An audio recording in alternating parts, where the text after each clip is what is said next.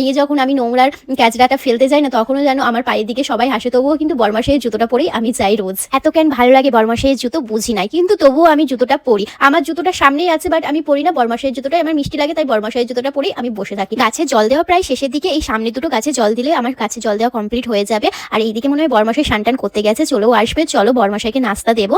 তো এখন চলো নিচে গিয়ে তোমাদের সঙ্গে আবার কথা হচ্ছে। কর্তা মশাই এখানে স্নান করে চলে এসেছে আর মহারাজের মতন বসে পড়েছে। উনি তো চা খান না, তো ওনাকে গ্রিন টি করে দিয়েছি। আর এইদিকে তোমার সকালে খাওয়া হয় ছোলা ভেজা, কাঠবাদাম, তার সঙ্গে কিশমিশ আর কাজু বাদাম, তো ওটাই দিয়েছি। আর এইদিকে তোমার তরকারি হয়ে গেছে আর ডিম সেদ্ধটাও হয়ে গেছে। আজকে রুটি করিনি, আজকে ব্রেডগুলো একটু তোমার ফ্রাই করে বরমাশাইকে দিয়ে দেবো। যেহেতু ঘরে আজকে বাটার নেই, তো তেলে একটু ভেজে দিয়ে দেবো। এদিকে আস্তে আস্তে দেখো ব্রেডগুলো আমি ভেজেও নিচ্ছি। ঘুগনির সঙ্গে ব্রেড কিন্তু খেতে খুব ভালো লাগে, তবে ব্রেডটা একটু সেকে নিতে হবে বা তেলে একটু ভেজে নিতে হবে, এমনি শুধু খেলে কিন্তু ভালো লাগবে না। তো এইদিকে দেখো আমি ঘুগনিটা একটু ঠান্ডা করতে দিয়েছিলাম, কারণ বরমাশাই খুবই গরম খেতে পারেন না, তো সেই জন্য আমি একটু ঠান্ডা করতে দিয়েছিলাম। আর ব্রেডগুলো এখানে তোমার ভেজে দিয়ে দিয়েছি। আর এইদিকে ডিম সিদ্ধটা দিয়েছি, আর কলা ছিল, কলাটা দিয়েছিলাম। এবার বরমাশাই নাস্তা করে নেবে, যাকে বলে ব্রেকফাস্ট বা জলখাবার। যেহেতু আমরা নাস্তা বলি, তো নাস্তাই বলছি। বরমাশাইকে আমি এখানে জিজ্ঞেস করছি যে কেমন হয়েছে বলো তো নাস্তাটা। ও তো সবসময় বলে না না না, তো বলছিল যে আমি বলছি না ভিডিও বানাচ্ছি, কিন্তু তুমি হ্যাঁ বলো। তো এইভাবে হাত দিয়ে দেখাচ্ছিল ওয়াও ওয়াও। বরমাশাই নাস্তা হয়ে গেছে আর বরমাশাই এখন অফিসে চলে গেছে। চলো এবার তাহলে নিজের জন্য একটু চা বানিয়ে নিই। তো এখানে আমি চা বানাচ্ছি, তার আগে আমি একটু জল খেয়ে নেব।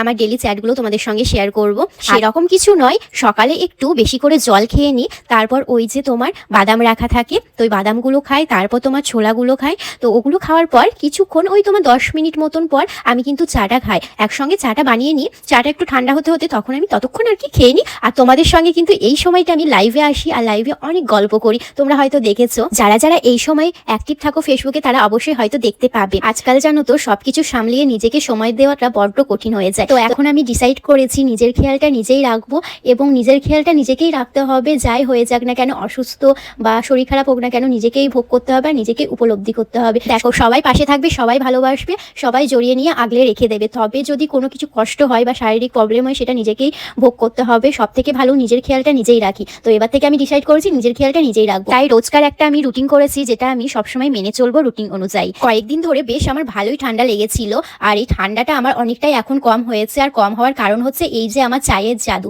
এখন আমি চা খাচ্ছি, এই চায়ের জাদু দিয়ে আমার কিন্তু অনেকটা ঠান্ডা কম হয়েছে। এবার তোমাদের বলি চায়ের মধ্যে কি কি মিক্স করে আমি বানিয়েছি, সেই জন্য আমার ঠান্ডাটা অনেক কম হয়েছে। ঠান্ডাটা কমার কারণ হচ্ছে এই যে আমি চাটা সুন্দর করে বানাই। চায়ের মধ্যে প্রথমে আমি কয়েক কুচি আদা দিয়ে দিই, তারপর তোমার কয়েকটা লবঙ্গ দিই, দুটো মতন, আর তোমার এলাচি সঙ্গে। তারপর 5 মিনিট মতন এই উপকরণ দিয়ে ভালো করে ফোটানোর পর, চিনি দেওয়ার পর 2 মিনিট ফোটানোর পর আমি অল্প চা দিয়ে ফুটিয়ে নামিয়ে দিই। এই যে এই উপকরণটা সকালে সন্ধ্যের দিকে যদি খাওয়া হয় এরকম উপকরণ দিয়ে, তাহলে তোমার